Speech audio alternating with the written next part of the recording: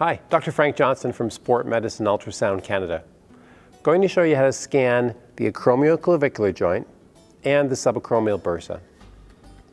So we'll start with the AC joint. So first thing we'll do is we'll take two fingers and place them on the posterior aspect of the AC joint, or the posterior aspect of the clavicle. The probe then drops onto those fingers, and what we see on one side of the screen is the clavicle, and on the other side of the screen, the acromion. The movements are just slightly posterior and anterior just to make sure you take in the full depth of the acromioclavicular joint, and then some slight angulations to make sure the bones are nice and bright. The area of interest is going to be the edges of the bones to see if there's arthritic changes, and also the center to see if there's an effusion in the AC joint.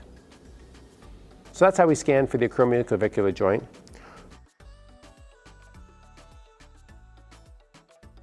I'm now going to show you how to do an acromioclavicular joint injection. The position of the patient is supine with the palm facing up. Your landmark is the distal clavicle. I'm going to take my ring finger of my probe hand and place it on the posterior aspect of the distal clavicle.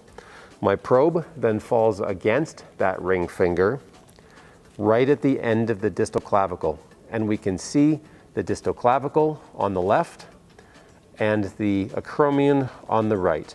I'll bring that into the center view. The angle for the injection is going to be from anterior to posterior. I'll demonstrate that now.